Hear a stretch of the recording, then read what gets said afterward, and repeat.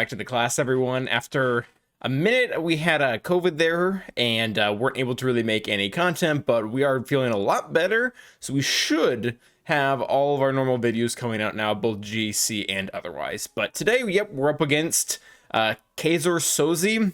Probably butchered that into next week. This is the last match of 3v3. We missed about, I think, 3 matches where we did kind of okay all the time. All those matches, I just kind of mailed it in. We're not going to talk too much about those and really more so focus on this one right here. So this is our opponent. We are looking at already being on a losing streak in 3v3. I'm not going to beat myself up too much about that just because we faced a cheater in the very beginning, and then also COVID didn't exactly put me in the best shape to be able to take on the rest. But this is our current opponent here. We'll give a brief overview of his roster before we actually go ahead and take a look at how the match is going to go. He's got, of course, the relic advantage with about 300 more relic levels overall, which is pretty much within our norm. He actually has a ton of GAC Omicrons here as well on us. He has 11 in total, including all 3 of Darth Malgus, which will be on defense and with Malik. So that one's probably going to be a little bit challenging. Star Killer, he has both those as well. Iden Zam, but pretty much all the good ones, including Tusken Raider, which is very, very relevant given that we are still in 3v3. So I don't remember seeing it on one of the front walls, but I would be very shocked if we didn't see it on one of the back walls. It's still with it still being rather new. But that is pretty much his overall roster. I think we do have him beat a little bit in mods. Of course, he has Rey, and we don't. We're getting really stinking close, though. We're down to just 2 more characters, and we'll have Rey, and then, you know, Job will come into the game, and we'll have to deal with that. But well, at least it'll be different. All right, so as far as mods go, we have him beat slightly in plus 25s. He actually has his beat in plus 20s and in plus 15s. But we have, I thought we had more 6 dots on him. Apparently we do not. So he has the mod advantage as well as the relic advantage. So yeah, we are at quite the disadvantage during this round, but that is not necessarily the end of the world. So let's go ahead and take a look over at what he's put down on defense. I didn't get a chance to see when he typically attacks. Oh, apparently right in the very beginning. This is fun. I guess I can show, well, I was going to show my full defense no matter what. This is my front wall. Iden's just kind of here just because I didn't want to leave Gas down. Gas is going to go party with their Malgus, but I put down this is finally what I wanted to do with the Sith. I wanted to put Sith Eternal down with Malik and Malgus down with Darth Revan and Bastila. And then, you know, Qui-Gon and Maul are there just as generally good teams. And then it looks like he's ready to get to the back wall. What I think I really need to happen, though, I think I need to get stuck on both this wall, which is really, this is really starting to be, it's become a monster of a wall. I think I'm almost leaving too much on defense.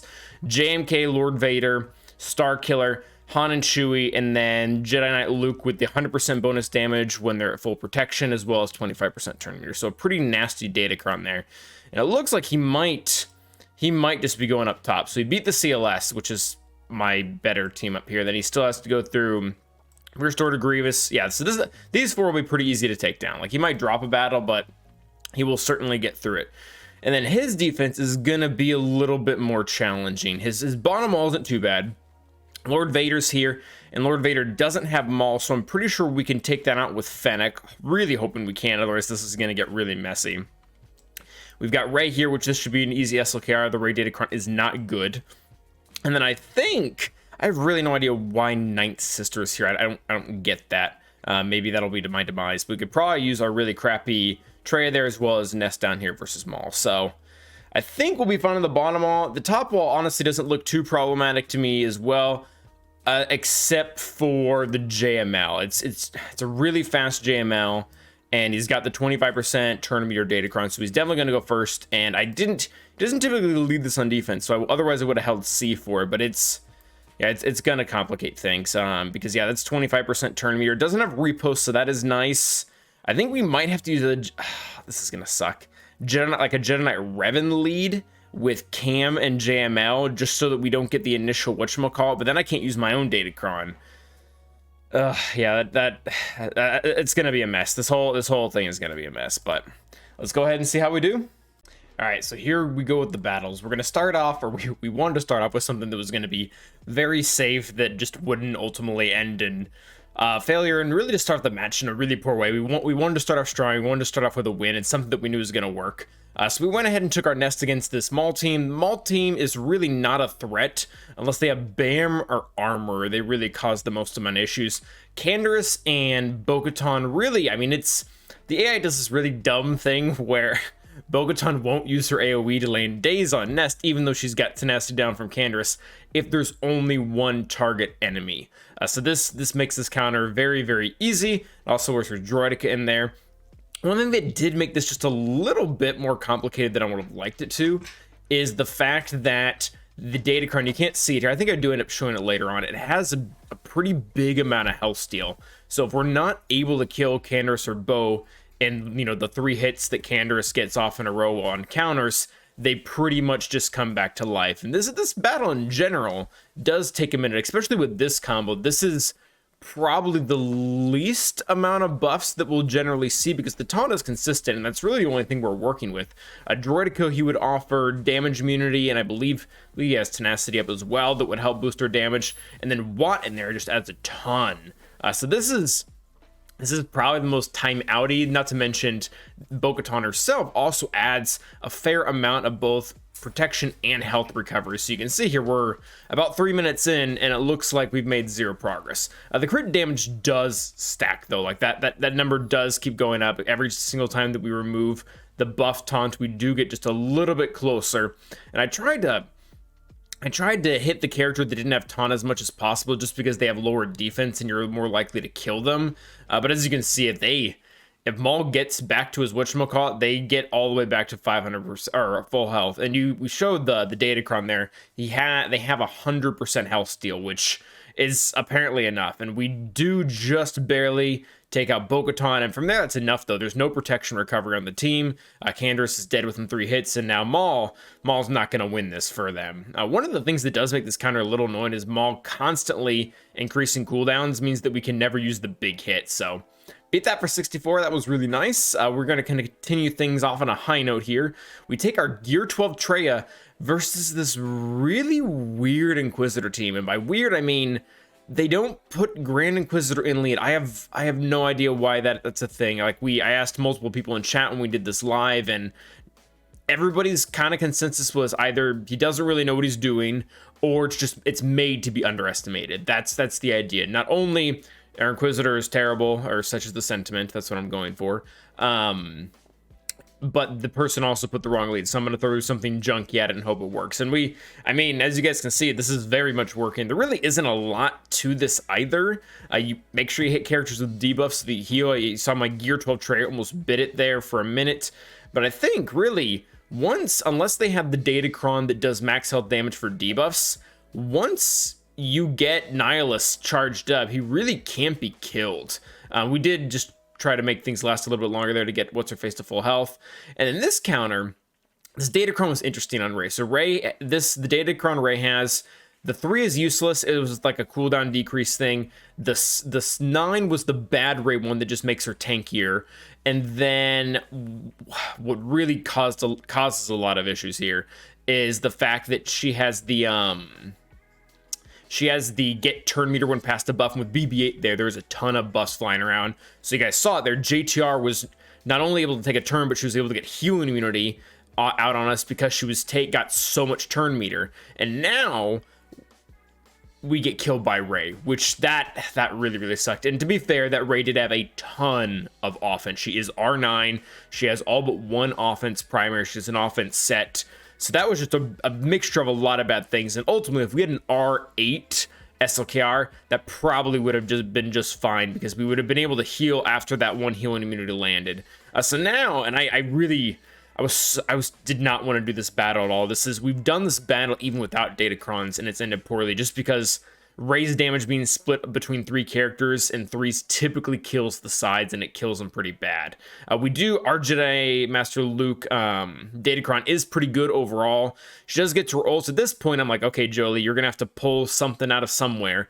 We do ult just to increase Jolie's mastery, so that way he can tank a little bit better, and actually tanks really well. I'm like, all right, let's see if we can get Rey down. I think going after Rey, honestly, here was probably the wrong move. I think we would have had a much better shot at killing the sides.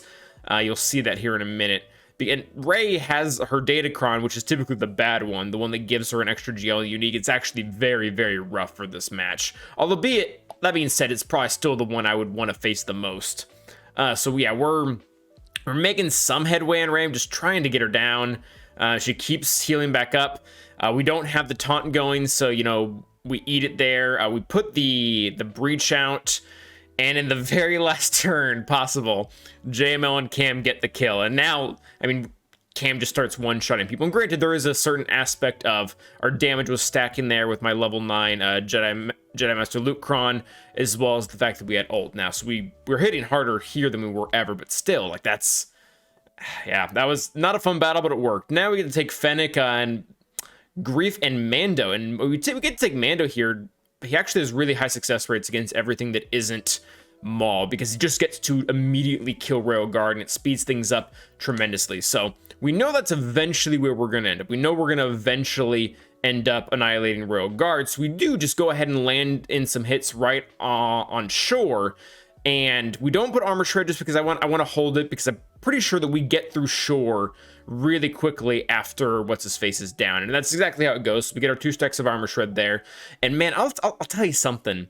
I know that we talk about how cool Fennec is, and Fennec is very, very good. Like, this counter would not be possible without her, but it wouldn't be possible without Grief as well. Grief is so dirty in this. I mean, I missed it earlier, but he's pretty much getting to cleanse every single turn because of how that works. And yeah, we just slaughter Lord Vader for 55. Way to go, Fennec. You're and Grief, both of them are such good characters. Like, that other spot is kind of flex. Like, Mando is definitely the best for that exact scenario, but the two of them, my gosh, they're good. We go ahead and take our troopers in here. I wanted to use crew, but we weren't fast enough, and I don't look, especially looking back after this battle, I don't love this counter. We do get a double tap with Dark, which is really, really fun, so we didn't have to deal with extortion at all. But that being said, R7 Django still does way too much damage, and the damage immunity is still there, and we really don't have any way to mitigate it. So Django ends up getting, I mean, you guys probably saw what that last hit. He's gonna get a kill on Veers here, because Veers has no way to health steal. Can't deal damage, and there's no point in putting the mark over on Dark, because Django can just ignore it anyways. So we are really in quite the pickle here. I don't think we're gonna lose, but at the same time, I'm like, I don't think there's a way that we get out of here with Veers. So I'm trying to look at my options to see if any one of these moves can change something. I keep just kind of coming up empty-handed, so we go ahead and just throw the mark over there. Again, it didn't really do anything, but even then, without Veers' unique, we still get a pretty clean kill there. Now we're going to take Wampa versus Starkiller, and this is really sketchy, because they had a really fast Palpatine, and you're going to see that here. Mara gets her second turn, and look how close he is. Look how disgusting that is. He's like 280, and we had like a 220 Wampa, so we just barely get ahead of him, and it ends up working, you know, tremendously in our favor, as you guys can see. They keep loading up themselves with dots, particularly Starkiller, because he keeps assisting every single time. And right here, I'm looking at this, I'm like, okay. We want to get healing immunity, and now Starkiller is really, really close to getting unleashed. So what I don't want to do is try to go for the kill on Starkiller. Don't kill him. He counters, gets unleashed, cleanses the dots, we're destroyed. So I'm trying to figure out, though, if we just basic on Palp, do we have enough damage to kill him? Because if we have enough damage to kill him, Starkiller doesn't take another turn until he kills himself, which is really what we're trying to go here for. See, I'm debating this. I'm asking chat. That's kind of what's going on here, and ultimately we just take the plunge. We just go ahead and try to whomp the Palpatine there. There are a lot of dots, so that does add to a lot of offense. It does work. We now get to avoid hitting Starkiller once again. Just go for the healing immunity. You might want to basic here if you're low on health, but we weren't. And yep, Wampa gets to destroy Mara and 58. Way to go. So that counter doesn't always work. One of the things that's very important is having more tenacity than she has potency, which has happened most of the time, but it doesn't. That's not guaranteed, especially with Datacrons. So now we go ahead and take in our gas versus their Malgus Malik team. I've saw pretty good results overall from this team. I do think we misplayed a little bit. Malgus was probably just going to be the last character no matter what. We really should have been gunning. We should have been gunning for Malik right away. Put the armor shred on him, reduce his max health. I think that would have been most beneficial. We weren't able to taunt because of the doubt, so that sucked. And they got shock on Rex when Savior triggered. So not only do we lose 5s, but we also lose all of our health on Rex. So this is this isn't good. Yeah, so we don't have a clear shot to use the big hit, so we just go ahead and use TM up. I wanna be able to get the big hit open on Talon here, and now yeah, it's a 1-on-3, and I mean our damage is stacked a fair amount, but it's not enough. It's not enough to take out these 3, especially when we have to deal with Malgus's big doubt hitting the shock. Of course, you know, ruins our turn meter gain.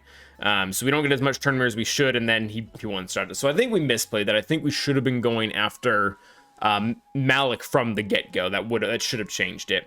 This fight, this one's a little annoying. So we're going against the Tusken Raider team, and you know they're pretty well geared, and we're not. Our IG there that just died is gear 12, but I figured this should work, and I think we misplayed this one as well. We should have put the shock on the summon, not the original, because now we can't target the original to kill him after the whistling birds weren't enough. So probably a misplay. Yeah, you see we just threw the hit on the summon, and I think we ended up killing the summon, which really, I mean, and also I didn't think Queel could be stunned, so that was weird. But anyways, as you can see, this obviously just fails, and I think, like I said, we misplayed this. Had we put the shock on the original, or sorry, on the summon, and then we're able to kill the original, we probably would have been fine because the damage would have gone significantly down. So now we have to take in pretty much the only counter we have that guarantees kills. Actually, I think, looking back, I think we had Watt available as well, but we ended up beating him elsewhere. Yeah, so we take in Jango versus these guys. Jango will, I guess they could die on their own, that works too, but he also prevents revives, so that made things for a pretty easy cleanup there. Now we have to take our bad batch against crew. This is a pretty simple fight. I mean, you can, if RNG really wants to ruin your day, they can resist the stun and then cleanse the rest of them and then stun you into next week. Like, that can all happen, but number one, it doesn't, and number two, the AI is really dumb. They try, instead of cleansing the lobster to be able to cleanse crew, to be able to stun everyone, they just try to reduce turn meter and miss entirely. So crew does get a turn here, but I mean, once he loses his allies, there's not much he's going to be able to do, especially with us constantly dropping his turn meter with exposes. We do give a turn over to tech just so that we can make sure we get all of our buffs back. It's pretty important here. And then, yeah, we finished with a solid 57 on that one. Coming in next, we have the double fin post situation. From here, I'm looking up at the top. I know there's a JML, and I know because SLKR failed, which was not fun, we're no longer going to be able to full clear. So I'm just trying to get as many zones as possible, being the bottom two. We're just going to kind of forfeit that top one. So I don't love this counter. I don't think this is a super good trade. I just wanted to make sure we were going to be able to get this down, because this is Vader I typically like to use in my Darth Revan counter, but we don't. We just kind of cut our losses there and try to get as much as we can.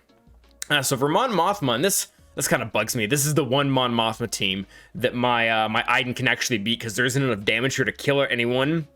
You can eventually just work them down. Different from the Kyle Katarn and Kara one that's very annoying. But that being said, you know, Watt and crew and Fox do just fine here. They do have a ton of recovery, but between Fox permakill with the Watt tech and stacking damage, we do eventually just get them down, and pretty easily. You can see Mon Mothma tried to revive there. Did not get anywhere at all. Our stuns are kind of worthless, but you know, whatever. This Mon Mothma comp is never going to get through crew, so it doesn't. This is really just a matter of time. In fact, I think we just click auto at some point after. I think we pop the protection over time from Watt, and then we just go for auto, because this is. I mean, there's really nothing the AI can mess up at this point. At least once we've gotten rid of one of their characters. But yeah, so they just keep going in. We keep using the stacking health mechanics with Fox and call it good. And yeah, I think by this point we just hit auto. I mean, it doesn't. Crew probably has an optimal attack pattern, but even if he diverts from it, it doesn't change the fight at all. And this doesn't get terribly close to timing out, but 56, I'll take it. We have to take out the Dooku team now. Padme is pretty solid for this. They do like to counter a lot with Dooku lead, and that just gives us a bunch of undispellable protection up. We try to save Wrecker's big stun move there for when he actually can use it, when it actually has the 10 stacks. Padme gets the debuff there, but doesn't. Ahsoka really kind of takes care of those for the most part. And without Nute here to stack the extortion on top of the stuns, Dooku doesn't really get going. And yeah, the Droideka doesn't have enough damage, and we don't have enough speed for him to be truly effective. So we're just trying. We're waiting on those 10 stacks of. Is it Furious? I'm trying to remember what his stack is for Wrecker to get there, and it just doesn't really seem to come. So we just, you know, kill him. And now this was dumb. So they had a really good Datacron with this, with the 25% turn meter and whatnot, and I should have just used Jedi Knight Revan lead and just gotten the one kill with Qui-Gon and called it good. I don't think we would have been able to, without Bastard lead, we wouldn't have been able to survive with all three characters up until this point. Jedi Anakin probably would have gotten a kill on someone, even with Savior. We've actually done this exact battle before, but without Jedi Knight Revan being alive at this point, which, you know, he's not going to be because we forfeited Savior by using this. Again, this is not the correct play. We should have used Jedi Knight Revan lead and just taken the kill on Qui-Gon and called it good. I know what the correct strategy is supposed to be here. I know you're supposed to mark Jedi Anakin and then just divert, kill Qui-Gon with the assist, but I knew with the Datacron they would be able to kill us before we really got there. So that is going to be pretty much the end of the match. We weren't able to get anywhere else with anything, and our opponent did beat us. I really messed up strategy-wise, I think a lot this month, and I had COVID, so, you know, cut myself a little bit of slack there.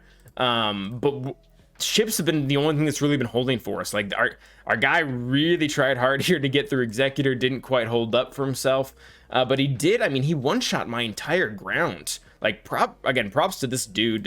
He played really well. I mean, we can't blame our shortcomings on him or anything. I'm not going to show the other two, but he one-shot everything. And, you know, obviously we didn't. We had some pretty large struggles there, but ultimately, like, his Datacrons, man, both on dealing with his defense, and I think him cutting through my offense played a huge part. So that is going to be it for today. We will see you guys back for 5v5, so until then, stay awesome.